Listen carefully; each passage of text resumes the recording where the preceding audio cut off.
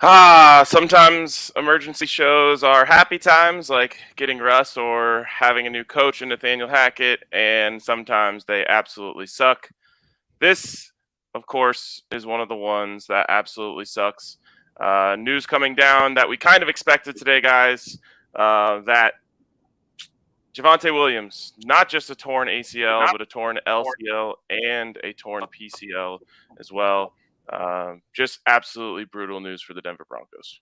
Yeah, I think it's actually even worse news than really anyone expected. That the medical doctors online last night were saying that that they thought it might not be an ACL, and in fact, it is that, and just a brutal injury for Javonte Williams, who is one of the stars of the team, one of the key pieces of this team, and honestly, one of the best running backs in the NFL since he came into the league at the start of the 2021 season. Just a huge blow for this team. We have Henry. I don't think so. He's that bummed he's frozen. Yeah, he's speechless. This is one of those things that I think is hard to even explain how much it matters to this Broncos offense. And the real chance here is that they have to change what they want to do on offense. And I think there's a lot of people who are finding the silver lining in this, which is, okay, now you have to let Russ cook. I have a lot of people in my mentions saying, hey, this is a quarterback league. You got to lean on your quarterback. But that's not what they spent all of training camp working on, and that's not what they hired Nathaniel Hackett to come here and do. They didn't plan on running, West Coast spread or anything like that. They planned on, I guess they did a little bit, but they planned on getting under center and running wide zone, working play action off of that. And obviously the elephant in the room is that the person who you actually signed as an insurance policy for this has become the opposite of insurance. He's become a massive liability, and it's actually not 4 fumbles in 4 games. It's 5 fumbles in 5 games, which is just shocking.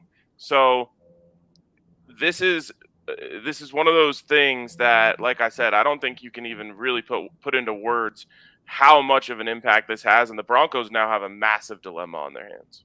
They do. They have a massive dilemma, and unfortunately, it starts this Thursday. We're talking 3 days from now. We're talking the rest of this season, and as a lot of commenters saying, it wasn't actually a PCL that he tore. It was the posterior lateral corner, which someone in the comments saying is actually worse than that. And so it does have longer term questions and concerns about, is Javonte Williams going to be able to be the same player that he was? I mean, he played with so much force. He played with so much power, and that was what made him great. Since he entered the league, no one has averaged more yards after contact. I believe he leads the league in broken tackles since he got in the game. He put so much stress on his body, and I think we have a lot of people wondering about that, and I think that's a fair thing to wonder. So, Ryan, you have questions about 72 hours from now. You have questions about the rest of the season. Then you have questions about the next couple of years, because, man, it looked like the Broncos were set up so well for success with Javonte Williams at running back for the next couple of years. Yeah, it just sucks. Now there's just so many questions. I mean, who's going to carry the ball? Are you going to feed Melvin Gordon? You probably have to at this point. What options do you even have to trade for somebody? Is it worth it to trade for somebody? Because odds are, in terms of a runner, you're not going to get a better runner than Melvin Gordon. You're just going to get somebody who you know is more likely to hold on to the ball. And when you have so few picks this year, you're already thinking like, oh, it'd be nice to be able to draft another running back, considering Melvin's contract's done, Javonte's up in the air. You just have a very limited ability to patch this, because there really is no way to replace Javonte in the first place. It's just a tough situation. Well, let's get into that. And quickly, just a show programming note. We're going to do a quick show here. Just wanted to get out there and talk to you guys. Obviously, everyone's having a bad start to their Monday. We wanted to come in, chat with you guys for a few minutes. And then we'll also still be doing our show at 5 o'clock. I also think this was accidentally scheduled for 12 p.m. So people were like, oh, or 12 a.m. So people are like, oh, midnight show, but no. So we'll be back with you guys around 5 o'clock. And we're As it going to try to go it really quick. We're going to, for the programming note, we're going to try to go as quickly after we talk to Nathaniel Hackett as possible. So maybe stay tuned a little before 5 as well. Perfect. As for replacing Javonte, I think this is a very tough position for the Broncos to be in. And I honestly believe it's going to be a large and healthy dose of Melvin Gordon. I essentially think that they are going to close their eyes and cross their fingers and say kind of what Henry said last night, which is like Melvin is already over his season average for fumbles. Now, that does not guarantee anything. But when you're in a desperate situation, which they are currently in, you kind of have to just cross your fingers and say, hey, obviously it's not just crossing your fingers, it's coaching, it's all that stuff. But it's not like Melvin has been in his career and how to hold on to the ball. With that being said, I just think that Melvin is going to eventually be their answer. I don't think people like that answer, but he is a lot better as a running back, also as a pass protector, than anything you're going to find on the open market right now. Now, could you make a trade? Sure. I just don't foresee that for the Broncos. And so I'm just kind of trying to prepare people here. And I'm curious if you guys agree with me. I think Melvin Gordon now becomes your number one running back. Without a doubt, he has to be. Look, you have a game in 3 days from now. You're not bringing someone from someone else's practice squad or signing a free agent right now and having them start and get the majority of reps. Could it be Mike Boone? Sure, it could be. But what have we seen this season? The coaching staff, despite Melvin fumbling in the first game, despite 3 fumbles coming into this game, who got the first carry after Javonte Williams, who was your starter? It was Melvin Gordon. So they have said Melvin Gordon, despite the fumbling issues, which we've known coming into this year, which we knew coming into yesterday. They knew that he had those fumbling issues. They still said he was a better option than Mike Boone. So it's going to be Melvin Gordon, and the coaching staff is just going to have to tell him maybe before every single snap, whatever you do, hold on to the ball. Whatever you do, maybe don't fight for extra yards. That's going to be a very interesting conversation. Do they tell him that? If you get hit at 4 yards and you think that they're going to be going for the ball, which, by the way, they're going to be going for the ball more than ever now, you just have to go down, take the 4 yards, and live another day. Don't try to be Javonte Williams. Don't try to get 7 yards. Don't try to extend plays. Just go down. The philosophy in which he approaches the game is going to have to change, but him being in the game isn't going to change. In fact, it's only going to go up. Yeah, I think it has to. You just look through the free agents, and I mean, there's nobody you want to give the ball to. Like, there's nobody who you want to even take touches from Mike Boone for. Like, you're talking about Kalen Ballage or Puka Williams, Devontae Freeman, Corey Clement. Like, it's there is nothing out there unless you're willing up to give up some draft picks you don't have. So yeah, it has to be Melvin. It just has to be. And if we knew a month ago that Melvin was going to be the primary back this season, I would have been fine with it. I would have said, yeah, he's a good running back. You still have at least an average NFL starter, and you can't complain too much about that. After seeing these last few weeks, though, it's there is no worse time for a team to have to make Melvin Gordon their number one back. It's so true. It's so true.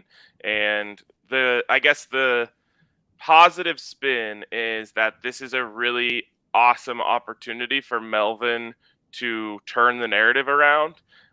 He's going to get the ball a bunch. He's going to have a chance to make game-winning plays for the Broncos.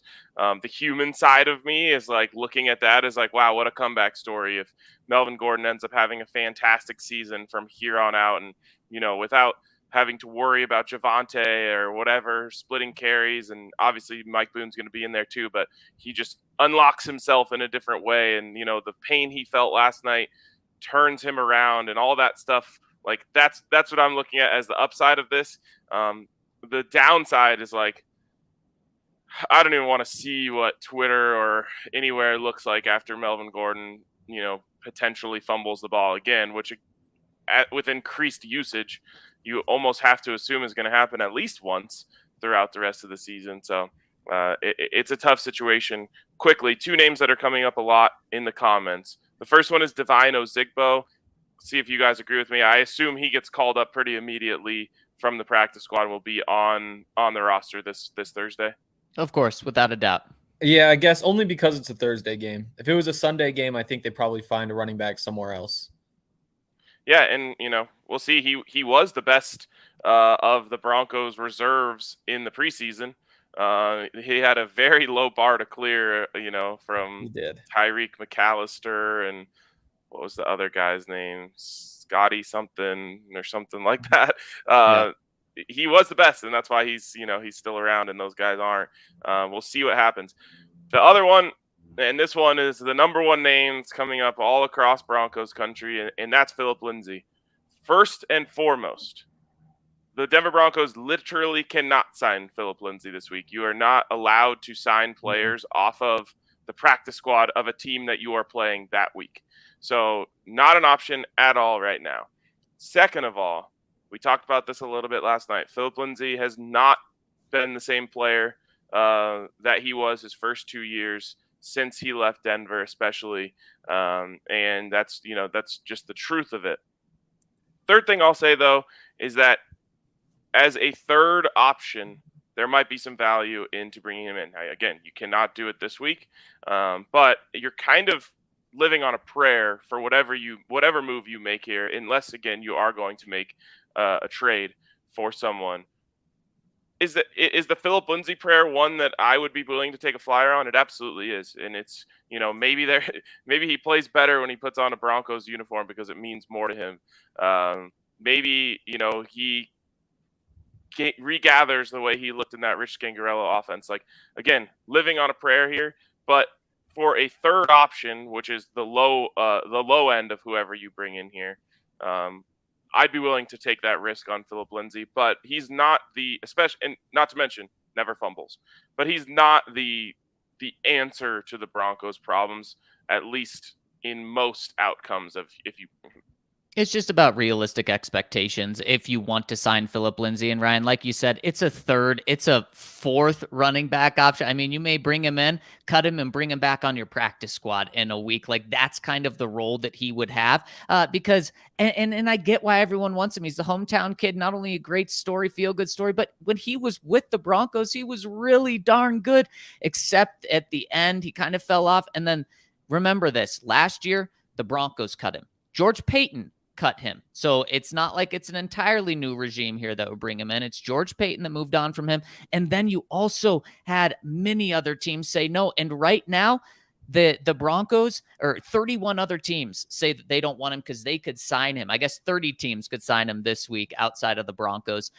So 30 teams have still said no to him. But Ryan, if you want to bring him in as a third option, you just have to have realistic expectations that he's not coming in and playing the first game that he'd be eligible and starting against the Chargers in 2 weeks from now. So sure, that's fine. There's two other more names that are being thrown out here. And we actually had a super chat on one of them coming in from Craze King 1. He says, is it time to re-sign Javonte Booker? LMAO. A lot of people actually in the comments, I was surprised to see a lot of people kind of pulling for Javonte.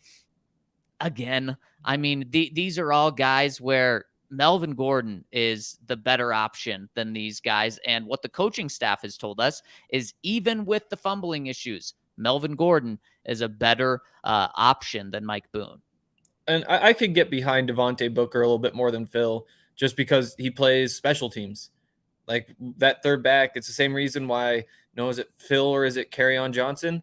Well, Kerryon Johnson's a massive man who can play on the kick team and can play on the kick return team and do some of that sort of stuff. And Devontae Booker, that's what he was best at when he was here. I don't think he's the best option, but because the options are what they are, he honestly might not be that far off. Yeah, and again, the best case I can make for Phil is that you're kind of trying to recapture the magic, right? Like what happened when Philip Lindsay came to Denver is he was undrafted free agent. He wins the starting job eventually. He rushes for 1,000 yards. He becomes a Pro Bowler in his rookie season, first ever undrafted rookie running back to be a Pro Bowler in his first season. Like, that was magic, right? And obviously Phil was a capable player. That's what you're going for. You're saying, hey, let's try and recapture the magic. And worst case scenario, he's our third. But like you said, Henry, not as experienced on special teams. Like I said, when he was last night, when he was trying to make the team as a rookie, he did contribute a little bit on special teams until they decided he was too valuable to do so. which is kind of funny considering the conversation now. But an option. The options are slim. So maybe going for recapturing the magic is worth it. Last thing I want to talk about with you guys here is the outlook for Javonte. Like we mentioned, that ended up, I mean, last night we were talking about potentially being better than it looked. It ended up being worse than it looked. Do we have any sort of timeline, Zach, on what that recovery is going to look like? I mean, my initial looking around, it seems like you can't really count on him for the beginning of next year. Certainly, training camps in question, and that's just what's such a bummer, especially when you suffer an injury in week 4. Most of the time, you can say, okay, the bad news is that you're not going to have him for the rest of the season. The good news is he'll be ready to go next year, and certainly not the off-season program things, because this is like he tore everything in his knee, which is just so heartbreaking and just is so awful. So we'll get a better idea potentially talking from Nathaniel Hackett, but it really does seem like next year is still going to be up in the air, specifically the beginning. Just brutal, just absolutely brutal. And the last question I have for you guys is your initial feeling. Does this change the amount of wins that you think the Broncos will get the rest of the year, Henry? Definitely. That's a tough one. I think it probably does. You know, I had him as, well, after losing that game, I think I would have had him winning 9 games, either 9 or 10. I still think that 9's probably the number. Maybe that drops down to 8 without Javonte. We'll see. I say probably. It probably does. Yeah, I think it does as well. I mean, now to me, it's more looking at the combination of Javonte Williams and Tim Patrick. Like, you've now lost a big part of what you thought was going to be your offense, in probably 2 of your 5 best players on offense, and that's going to affect anyone. The only like silver lining that I see people out there trying to grasp for is this means more throwing for Russ, but that means you have to protect Russ a lot better than you have, and we haven't seen a lot of evidence that that's going to happen. Maybe you get Quinn Miners back, maybe you get Billy Turner back, and that makes a difference for you, but it's hard to imagine things just seamlessly working from a pass protection standpoint when you're going to take away a bit of your run threat. So you hope that Russ can dig deep and find some magic for you, because that's essentially what you need to happen at this point. Yeah, but just remember that yesterday was really bad in terms of a pass protection standpoint.